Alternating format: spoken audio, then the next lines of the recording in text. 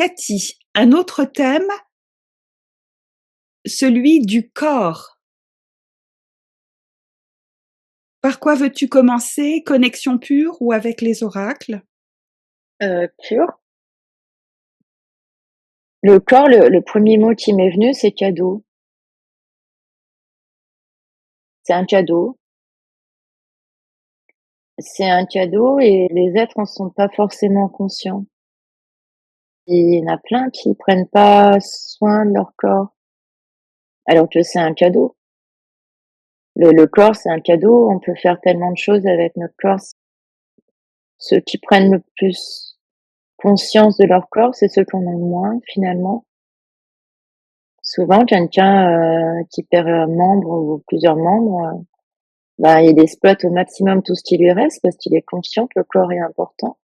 Souvent, il faut perdre des choses pour comprendre l'importance de ces choses. Le corps, c'est notre véhicule terrestre et on doit l'aimer plus que tout.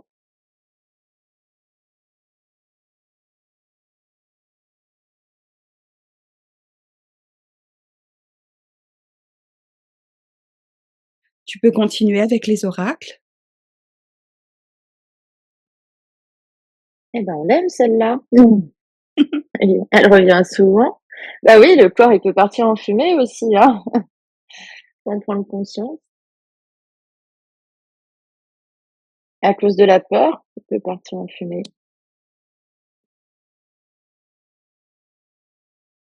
Rétention. C'est la peur qui nous retient souvent. Cohérence, on attend la fin de la phrase. Cohérence, dépendance, maintenant. C'est un peu lié à la question précédente. En fait, ce corps, il peut partir en fumée, mais la peur nous retient d'en prendre soin. On est dépendant, on est dépendant à plein de choses qu'on nous propose dans cette vie qui sont pas bonnes pour le corps. On a l'impression qu'on est libre de mettre n'importe quoi dans notre corps, de manger n'importe quoi, de faire n'importe quoi, mais il peut partir en fumée.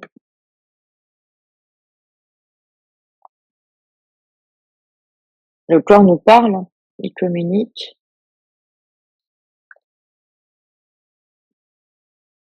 Bah, lentement, parce que d'abord, on a les informations et puis quand c'est le corps qui commence à parler, ben, en principe,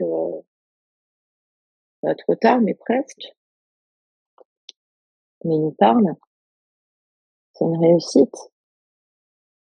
Oui, là, ça voudrait dire qu'il faut être, capable d'écouter son corps, d'écouter ce qu'il Oui, va dire et pour ça, il lui faut une certaine lenteur. Il faut que notre esprit soit plus tranquille, plus lent pour être réceptif, au message du corps. voilà, mais c'est une réussite. Le corps nous parle, quand on a mal à la gorge, c'est qu'on a des choses à dire. Enfin, c'est une réussite en abondance, hein. C'est-à-dire que le corps, vraiment, exprime tout. Il exprime tout ce qui est bon pour nous, tout ce qui est mauvais. Si on l'écoutait, on saurait exactement, ce qu'on doit manger, à quel moment, pour que ce soit bon pour nous, ce qu'on doit boire, ce qu'on doit faire avec notre corps. C'est un véritable partage qu'on devrait avoir.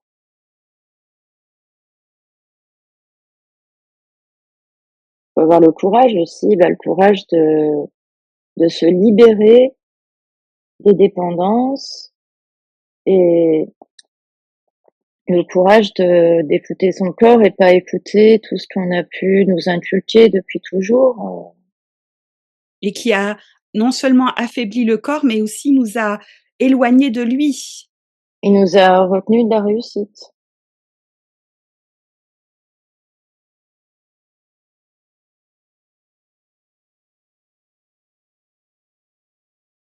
Et alors ça c'est étonnant parce que ça correspond à une autre question que j'allais justement te poser, cette seconde ligne, surtout au milieu, c'était: est-ce que le corps a toutes les capacités pour s'auto-gérer? Bon, là, c'est oui, et encore plus loin, pour s'auto-guérir, s'auto-réguler et s'auto-guérir, Oui, complètement.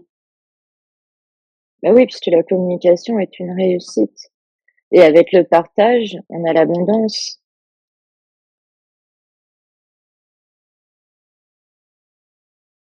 Jugement, oui, il a le jugement. Une action dans la matière, dans le physique. Oui,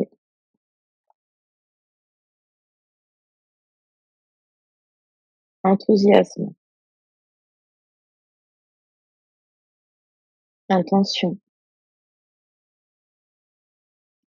Il faut en prendre conscience avec enthousiasme, c'est-à-dire en être convaincu et mettre toutes les intentions, mais bien sûr qu'on peut guérir sans rien. Présence, quand on a une vraie présence à l'intérieur de nous, donc un partage avec notre corps de tout ce qu'on peut ressentir et qu'on y mette toute notre intention, oui. Et du lâcher prise. Lâcher prise, lâcher prise sur tout ce qu'on nous a inculqué encore une fois. Donc le corps a vraiment toutes les capacités à se réajuster, toutes les connaissances sur lui-même, peut nous les communiquer et aussi toutes les facultés pour s'auto-guérir complètement, à condition qu'on soit à nouveau totalement associé en lui, dans une totale présence et en totale confiance et je dirais même avec enthousiasme, avec joie, avec, contentement, dans une belle énergie. C'est ça.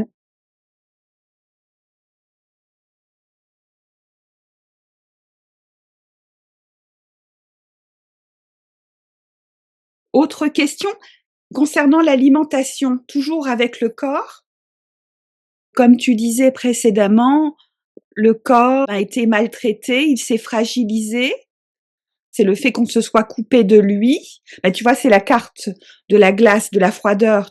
De la situation gelée, oui, parce que, on n'y prête pas attention, en fait. Et même quand les gens disent s'occuper de leur corps, mais c'est toujours avec le mental et c'est jamais une véritable écoute de son corps en étant fusionné avec lui. Liberté. Il faut peut-être que le corps retrouve sa liberté d'expression. Toute sa belle lumière, tout son rayonnement. Il y a que le corps, quand il a besoin d'un aliment, quand il a besoin de quelque chose, il le fait ressentir. Et s'il pouvait avoir ce rayonnement complet et que ça monte jusqu'au cerveau, et on aura un ciel bleu.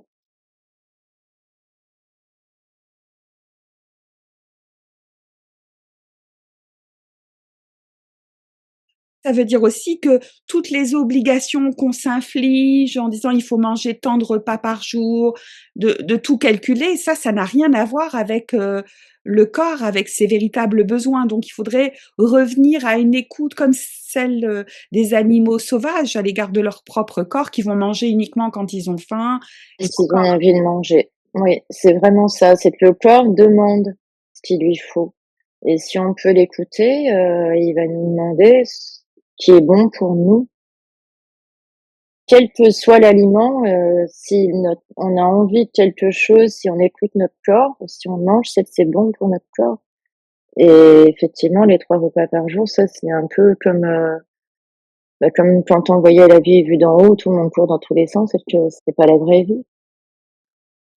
C'est une illusion.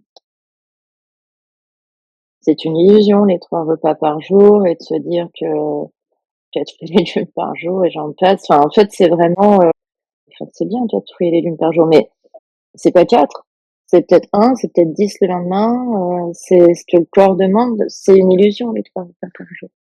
Et oui, c'est une illusion parce que c'est le mental qui décide pour le corps.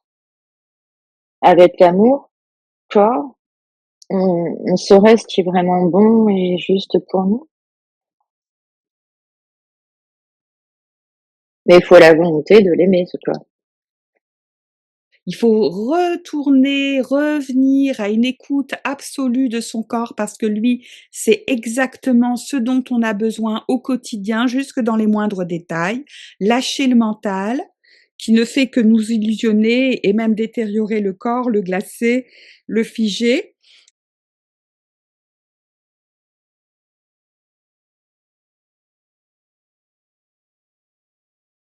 Une question un peu particulière, certains le font avec une grande aisance. Est-ce que le corps peut se passer totalement de protéines animales?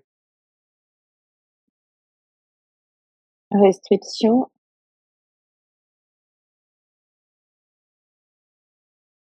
nature, matérialité. C'est étonnant parce que ça répond à une question que un ajout que j'allais apporter. Peut-être que pour se passer complètement de protéines animales, il fallait être dans un état d'esprit, plus lumineux, en vibration plus haute. Mais si on reste justement comme là, dans la matérialité, dans une petite lumière, peut-être qu'à ce moment-là, ôter les protéines, ce serait une restriction. Action. Disons, si on est proche de la nature, c'est possible. Mais si on reste dans la nature et dans la lenteur de la liberté de la nature, matérialité, action concrète, si on reste uniquement dans la matérialité, bah, c'est irréel. Et oui. C'est-à-dire que si les gens restent dans une vie précipitée, angoissée, qui demande énormément d'énergie, l'absence de protéines, eh C'est bien, irréel, il faut pas, peuvent pas. contre Peuvent pas parce qu'ils en ont besoin. Par contre, si on était très proche de la nature et comme on voyait la vraie vie tout à l'heure, c'est-à-dire, dans la nature avec, lenteur, amour, enthousiasme, là oui, c'est complètement possible. Par contre, dans la matérialité de tous ces gens qui courent partout, concrètement, c'est irréel.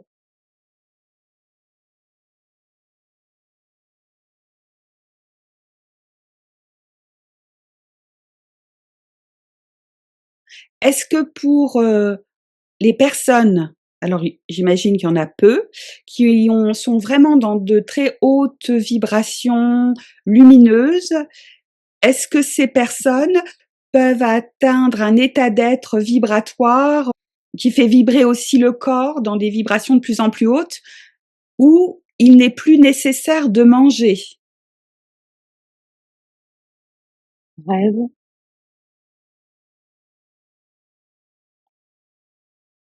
liberté, Peut-être que c'est un rêve qu'on peut atteindre quand on est vraiment dans la liberté absolue. commandement,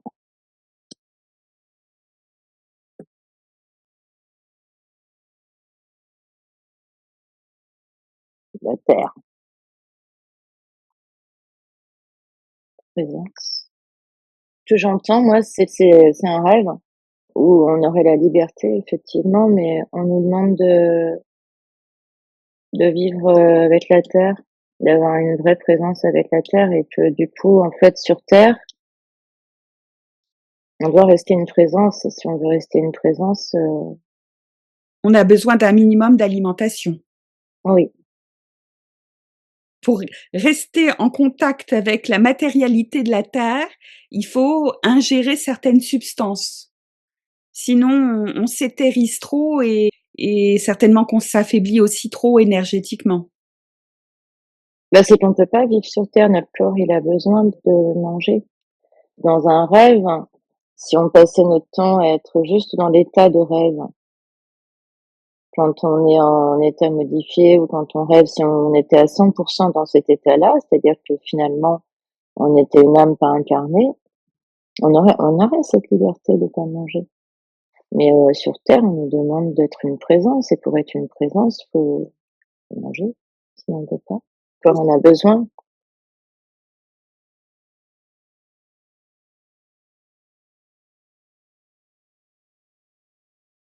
Et en même temps, ça répond quand même à la question parce qu'il existe vraiment, alors peu, effectivement, il existe quelques personnes, je ne sais pas, peut-être des centaines sur les milliards que nous sommes peut-être, qui ne s'alimentent absolument plus depuis de nombreuses années. Mais ce sont des personnes qui sont complètement déconnectées hors du système, de la société, et qui sont constamment dans un état de contemplation, de méditation.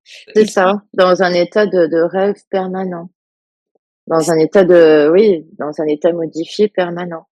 voilà, où il y a plus du tout de mental, il y a plus du tout de matérialité. Donc uniquement dans ce cas-là, quand on a la possibilité d'être complètement déconnecté du monde, de la société et du mental, là, si on a cette liberté-là ou qu'on se l'est octroyée, là, il est possible de cesser de s'alimenter, sinon ça devient dangereux. Donc voilà, sinon c'est pas harmonieux du tout. C'est ça.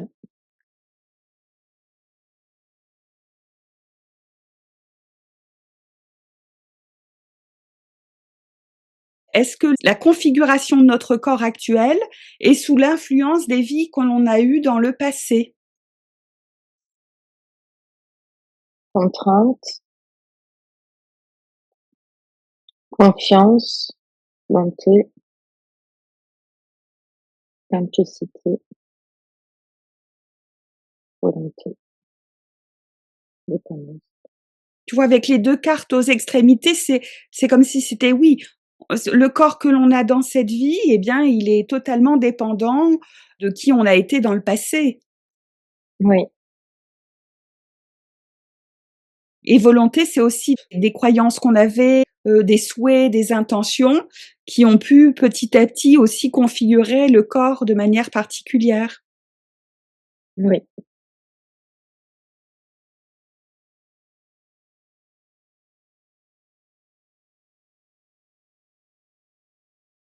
Est-ce que nos vies passées ou la vie précédente, au moins la vie précédente et peut-être les vies encore antérieures, les chocs qu'on a reçus au cours de la vie précédente, est-ce qu'ils vont avoir des répercussions sur notre corps actuel? C'est-à-dire apporter des fragilités, Des limitations, c'est un partage d'informations. d'informations, oui. Par exemple, quelqu'un qui aura abusé de certaines choses. Ça aide à la créativité du corps.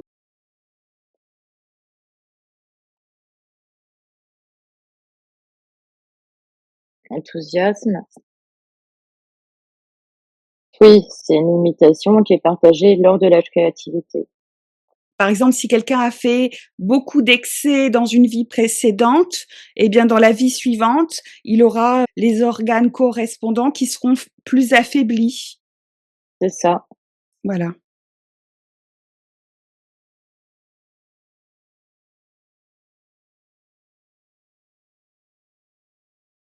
Est-ce que ça peut se réparer avec une vie plus harmonieuse?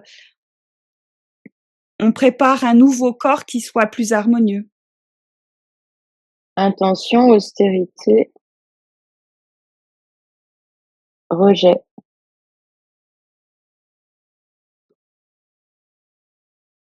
abus. Donc ça, c'est tous les aspects négatifs que les gens ont vécu dans une autre vie. Voilà, et si on veut, faut rejeter, les abus et rejeter l'austérité qu'on porte à notre propre corps aussi. Donc non seulement il faut une belle hygiène de vie dans cette vie, mais en plus de ça, il faut des intentions. L'intention de retrouver une véritable harmonie dans sa vie. Et de rejeter, l'austérité qu'on porte à notre corps. Souvent les gens n'aiment pas leur corps et de rejeter les abus, de tout ce qui est toxique pour le corps aussi. Prendre soin du corps puisque c'est la chose la plus importante et Ça rejoint ce que tu avais dit tout à l'heure, la présence, c'est-à-dire aimer son corps, mais en se rapprochant de lui, en s'unissant avec lui cette fois pour l'écouter constamment et l'aimer, le respecter et le rendre, plus vivant. c'est ça.